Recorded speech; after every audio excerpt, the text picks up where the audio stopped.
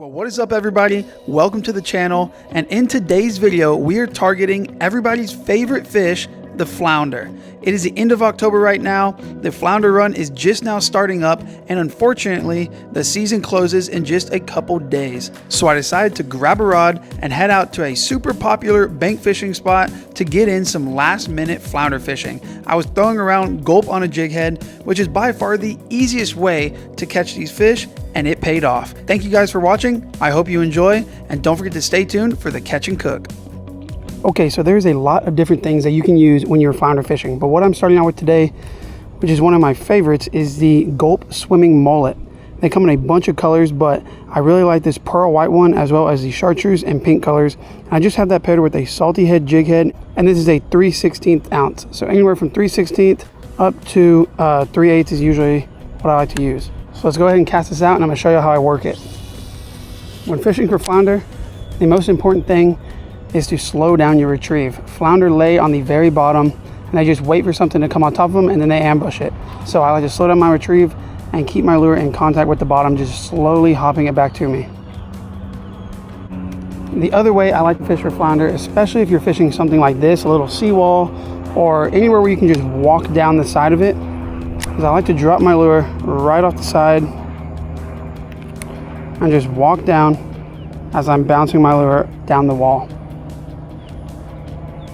And that is because, just like every other fish, flounder loves structure. I'd say they love it more than most fish, and they will hang out an inch off the wall just waiting to ambush some little mullet or mud minnows or shrimp or whatnot. So this is another great way to fish for them, and I think that's what we're going to do here. We're just going to walk down this wall, bounce the lure, and see if we can find some hanging out here.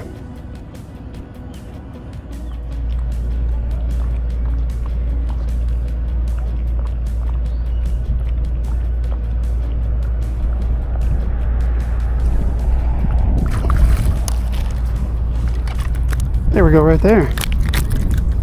Didn't even feel that one bite. Just saw my line start moving out. A lot of times when flounder fishing, you feel a huge thump, and that's the best part about it. But no thump on this guy. Just start seeing the line move, and that is definitely probably about a 10-inch flounder. They got to be 15 inches to keep. Let's see if we can catch a bigger one. Well, I kept fishing this wall for about 20 or 30 minutes. Finally got a bite, and unfortunately it was just another small flounder. So I decided to hop over to the other side of the road, and that's whenever I found some better quality fish.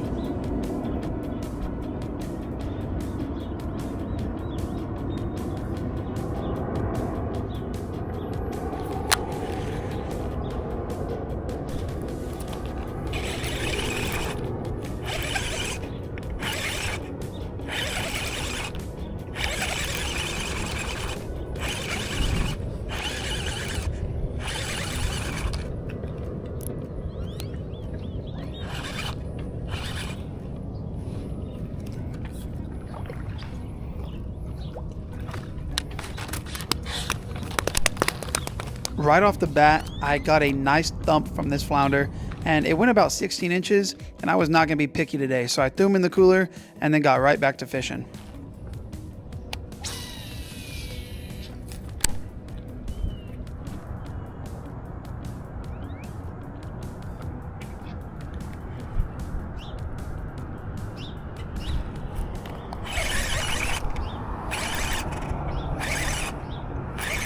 Here we go.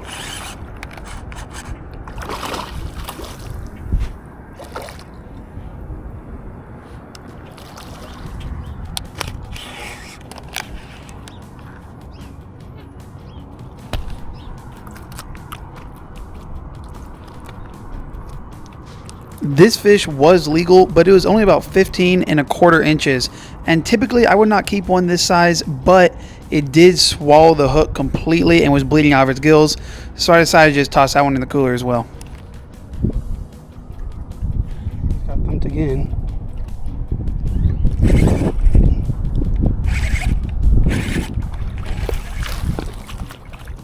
Another little guy.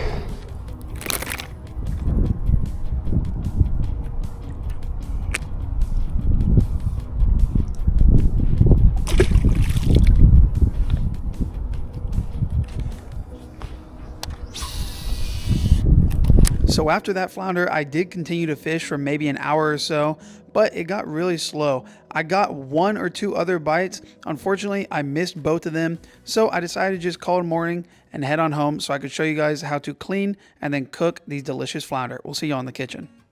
Okay, we got our nice keeper flounder right here, and we're gonna go ahead and clean it up. I'm gonna show you how I'm gonna do that. Now, I'm just gonna go ahead and fillet this guy because usually when they're this size, they're not really big enough for stuffing. I don't like to stuff them until they get about 17, 18 inches.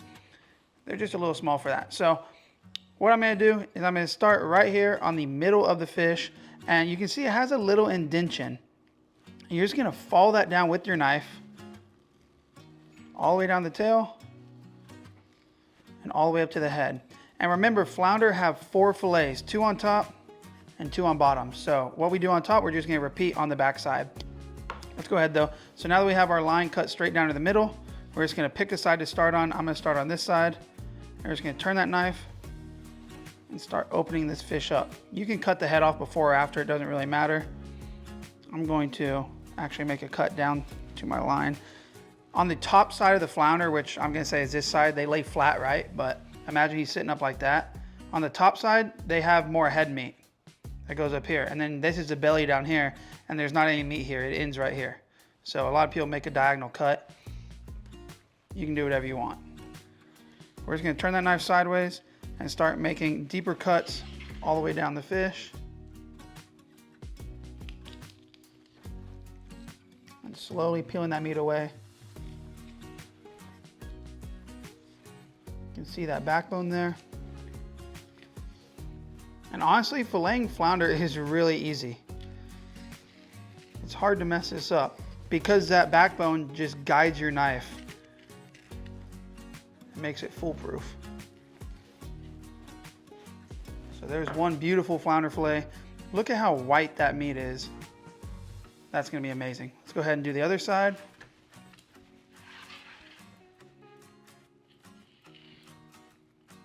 Same thing here.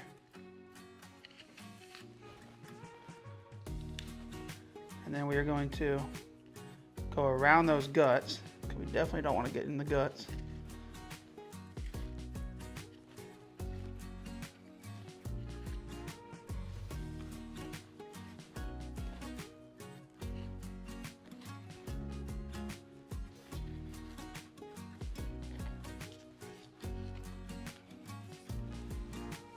Now we have both fillets from the top of the fish. Then we're just gonna flip it over and we're gonna do the same thing on this back side. And on the bottom side of the fish, it's really easy to see where that middle line is because they actually have that lateral line right there. You can see, it looks like a little pin mark going down them. And that's where you put your knife. Just follow it down. And that's gonna be the very middle of the fish where that backbone comes up and then you go down both sides of it.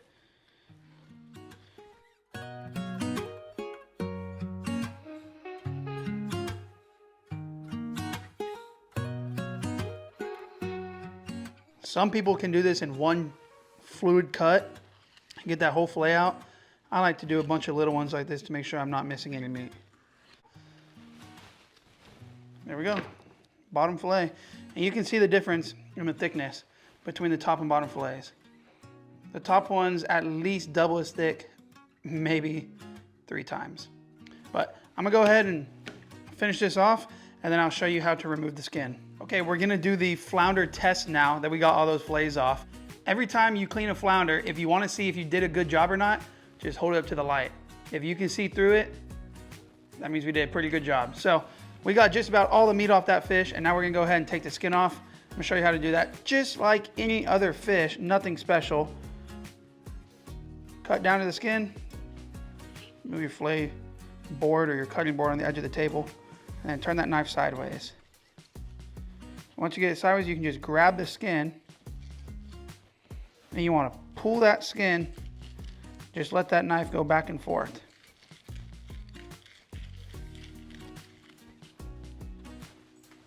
There we go. That is a completely boneless and skinless flounder fillet. Let's cook this thing up. So we just laid a little bit of foil down in our pan. We've got our 4 beautiful fillets, and I've got the oven set on 350. I got some onion and some orange bell pepper, just what we had in the fridge, seasoned them up, and I'm just gonna lay them down on our pan. Originally, I was gonna do the fillets on one side and then the onion and bell pepper on the other, but I realized that that wasn't all gonna fit on one pan. So we're just gonna lay the fillets on top of that, and that is going to add just a lot more flavor into the fillets anyways, and probably turn out better. So 4 beautiful flounder fillets, and a lot of people say that flounder is like the best fish out there. It's definitely really good. It's really delicate, super white meat, and no fishy taste whatsoever. So it really takes on the flavor of whatever you add onto it. So we're just gonna add a little bit of olive oil on top of those vegetables, and then we're gonna go in with our 4 fillets, laying them right on top. And as that cooks, as those saute down or sweat down, it's going to just put so much flavor into that flounder. And then we're just gonna season it up with only 2 things, garlic pepper and garlic salt. So I guess really salt, pepper, and garlic. A light coating.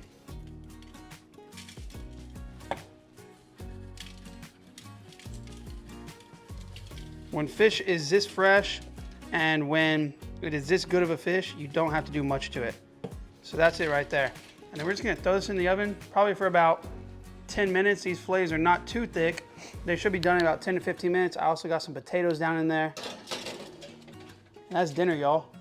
So we'll see y'all in just a couple minutes. So it's been 10 minutes. We're gonna take this out, and you can see that fish has already turned white. It's pretty much already cooked. But what we're gonna do now is I'm going to add just some little pads of butter to the fish, because butter makes everything better. And then we are going to stick it back in the oven for like probably about 5 more minutes and let that butter melt and make sure that the fish is cooked all the way through, and then we'll definitely be ready to eat. But it's looking good. All right, everything's done. We're gonna get it plated up here. And baked fish to me always looks so bland. But as I said earlier, it's flounder. We don't wanna cover up the flavor too much. The fish is supposed to shine through, so it's gonna be good enough. We're gonna get some of these roasted potatoes right here. By far, one of my favorite sides. Super easy to make. And if you have leftovers, you can use them in breakfast tacos the next day. Just perfectly crispy roasted potatoes. Then we're gonna get our fish. We'll go for this middle piece. Get all those veggies under it. And that's really it. Look how white that meat turned. A good looking plate of fish. We're gonna try it out, tell you guys how good it is, but first I'm gonna let it cool down so I don't burn my mouth. Let's get a piece of fish right here. Get a look at it. Look at that. Just so incredibly white and flaky. I know that's gonna be good. Let's try it out.